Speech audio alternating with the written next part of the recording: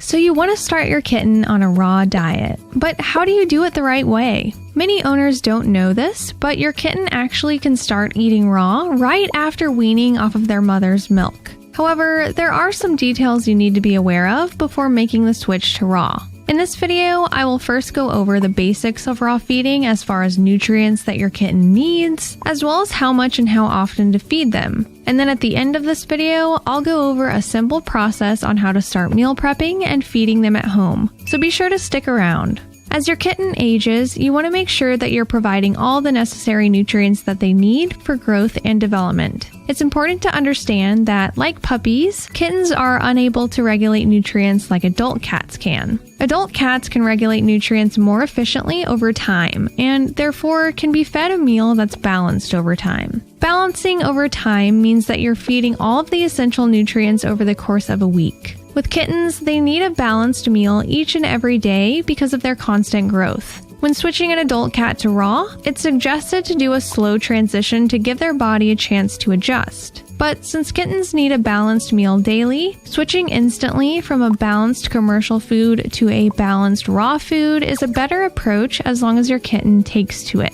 Kittens are also a lot more willing and eager to try raw food as well. As cats age, they imprint on the food that they ate when they were young and don't recognize or take to new food as easily once they get older. So take advantage of this stage. So how do you start off right? You should document as much as you can when feeding your kitten. Your kitten will be at a different weight almost weekly, and because of this, their diet will need to be adjusted accordingly. Simply write down their age, weight, breed, as well as their estimated weight when they become an adult. Determine this by their parents' weight or ask your vet. Doing this simple step will help you keep track of their weight gain to ensure that they're growing well. After this, you can begin to track how much and how often you feed, what meats and cuts you're feeding, and what works and what doesn't work for your kitten.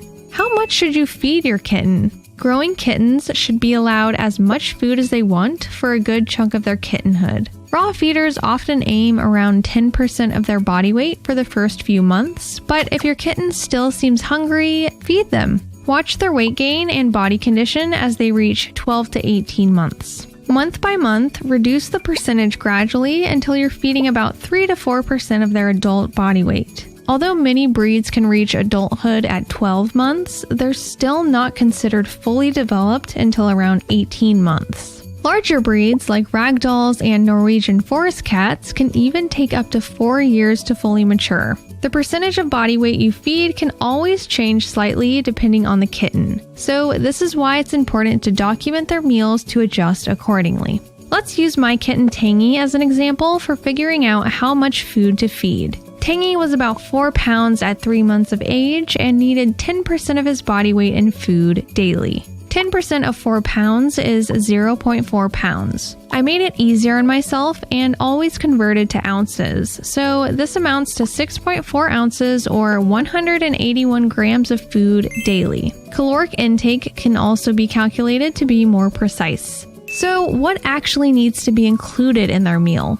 The base ingredients to a balanced raw diet are muscle meat, organ meat, and raw meaty bone. This base is a way to replicate a prey animal's body, which is what felines eat in the wild. The ratios to this prey model diet for adults are 84% muscle meat, 6% raw meaty bone, 5% liver, and 5% other secreting organ. Kitten ratios are the same, however, kittens do have a higher calcium and phosphorus requirement, so bumping up the bone intake percentage would be beneficial. What raw meaty bones, muscle meat, and organ meat should you be feeding your kitten? Let's start with the muscle meat. This can consist of muscle tissue like pork loin, chicken breast, or lean ground beef, to muscular organs like heart, lungs, and gizzard. Tongue is also a great addition.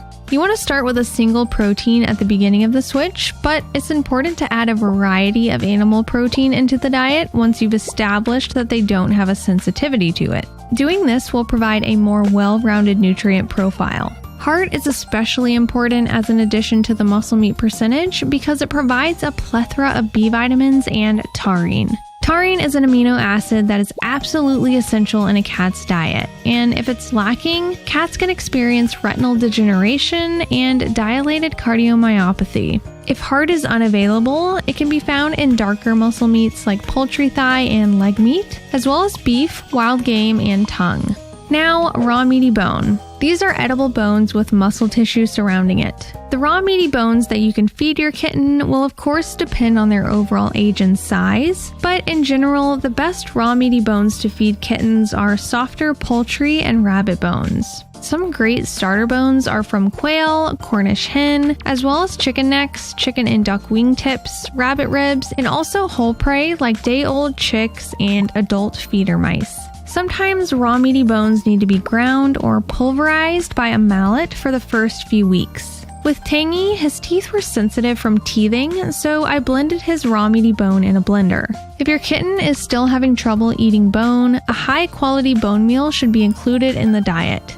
And next are the secreting organs. 5% of the diet has to be liver as it's highly concentrated in vitamin A, which is necessary for skeletal and tooth development as well as eyesight.